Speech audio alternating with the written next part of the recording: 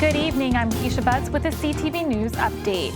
The first major winter storm of 2021 is heading our way. AAA says it's still not sure if our region will get a modest amount of snow, several inches, or heavy snowfall. Either way, AAA says it's time to dust off those winter driving skills as you head into this weekend. Road crews will be out treating the roads, so if you don't have to go out, don't. But if you do, AAA says to keep this in mind. This can be a dangerous and treacherous snowstorm. So before you venture out, make sure you're listening to and watching the weather forecast, not top 40 radio or rhythm and blues. This is time because this can be a very precarious situation. Townsend says make sure you keep an emergency kit in your car and have your battery checked if it's older than 3 years. He also says make sure your tires are properly inflated. Maryland kicks off GoVax today. It's a statewide campaign to boost public confidence in the COVID vaccine. It includes multi-language materials and videos from lawmakers, advocates, sports figures, and church leaders who support COVID-19 vaccinations. The campaign targets underserved communities and groups hit hardest by the pandemic. We know that here in Baltimore and across the state and across the country, there has been hesitance in our black and brown communities. We must operate through a lens of understanding that that hesitance is actually based in truth, in fact, on things that happened in the past. And through credible messengers, through things like GoVax, is how we're going to work with our communities to make sure that folks are doing the right thing, and that's getting vaccinated. But now, through the vaccine, we have an opportunity to do those things that matter so much to us. And we can open our eyes and see this possibility. The campaign kicked off in Baltimore. As Governor Hogan eases statewide restrictions on restaurants, one jurisdiction is standing pat. Montgomery County announced that it will continue to only allow outdoor dining between 6 a.m. and 10 in the evening. This comes as Hogan plans to let restaurants serve customers after 10 p.m. beginning on Monday. The governor's executive order will also allow bars and restaurants to provide indoor dining at 50% capacity. In other news, Maryland's COVID-19 numbers continue to rise. State health officials report nearly 40 new deaths in the last 24 hours. This brings the total number of people who have died of the virus to 6,900. The Maryland Department of Health also reports more than 1,800 new confirmed cases in the last day. In Prince George's County, there are more than 67,000 confirmed coronavirus cases. A grassroots movement, including groups like Moms Demand Action, is pushing for stricter gun laws in Maryland. As we reported yesterday, the groups want legislators to override the governor's veto of background checks for shotguns and rifles. The groups are also calling for police reform measures. Darlene Kane is speaking out because her son was fatally shot by a Baltimore City police officer in 2008. He was a person who really loved family. He was really a dedicated father, and he was the one that when my birthday come, he would bring me the cake and want the first piece, even if I didn't want to cut it right away. And I just felt like, you know, he was in a relationship that just wasn't healthy. Maryland Congressman Anthony Brown has joined other Democrats in the House in sending a letter to President Biden. The group is asking for the president's support in helping to repeal 2002 authorization for use of military force and modifications to the 2001 AUMF. Brown says these two measures have effectively taken Congress out of the picture when it comes to authorizing military force. So that 2001 AUMF has been used by the various presidents in such a way that Congress has no longer been involved in those decisions about putting men and women in harm's way, spending money, American treasure and blood, and that has been really done just by the president over the last 2 decades. Brown says any new AUMF must have a sunset clause, which Congress should revisit to avoid keeping the nation bogged down in, quote, forever wars. 2 patients died at Doctors Community Hospital Center in Lanham earlier this month after disruption of oxygen supply to the intensive care unit and non-critical care unit. The hospital says the oxygen valve had mistakenly been shut down during maintenance and that it was an isolated event due to faulty valve labeling. Doctors Community Hospital says it has taken action to prevent a similar occurrence in the future. The facility has engaged outside experts as part of the review.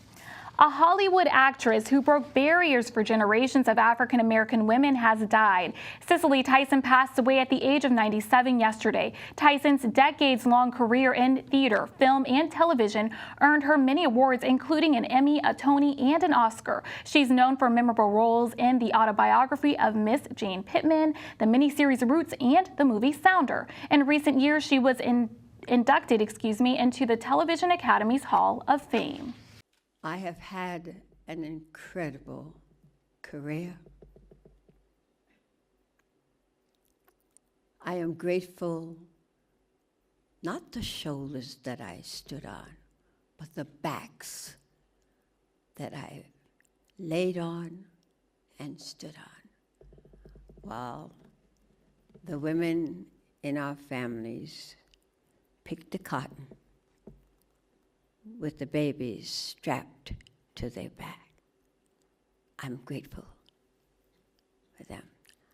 Tyson, a native New Yorker, released her memoir called Just As I Am earlier this week. You're watching CTV News. I'm Keisha Butts. We'll be back in one moment.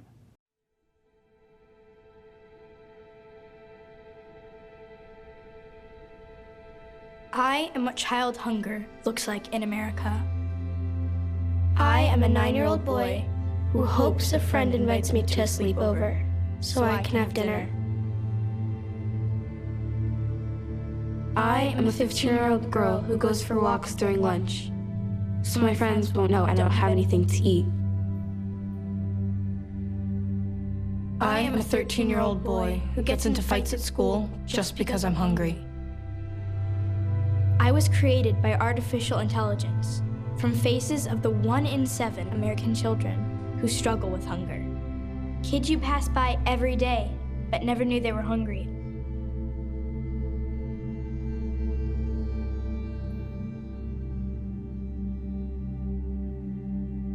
Feeding America, 200 food banks strong. There was a time in my life where I was extremely homesick. I decided that I needed a pet. When I first saw a turtle, my heart was full. He jumped up and kissed me and jumped right into my arms. I immediately went up to the volunteers at the shelter and said, I want him. He's got to come home with me. Not anything but lonely. Every day with Turtle is a perfect day and keeps me company when I'm doing schoolwork. I like it when he jumps up on the table too. He is a veggie thief. He's an incredible companion and my best friend. Can't say that I've met anybody that doesn't love him too. When I adopted Turtle, I discovered all the things that make him unique.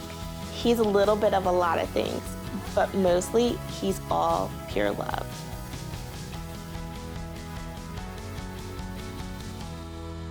Welcome back. A 12-year-old boy is in custody accused of driving a stolen car and striking a Prince George's police officer with the car, breaking the officer's leg. It happened around 1 o'clock this morning when police pulled over a suspected stolen car in the Coral Hills area. Investigators say as a second car believed to be stolen showed up at the scene, the 12-year-old hit the officer and drove off. He crashed near 295 southbound and 2300 block of Pennsylvania Avenue. The 12-year-old fled on foot but was caught. The boy faces numerous charges, including leaving the scene after colliding, speeding, and reckless driving. The Prince George's officer was taken to a local hospital and is expected to be okay. The parents of the late Jordan McNair and the University of Maryland have a new partnership. As reported yesterday, the state has approved a $3.5 million settlement with the McNair family over Jordan's 2018 heat stroke death.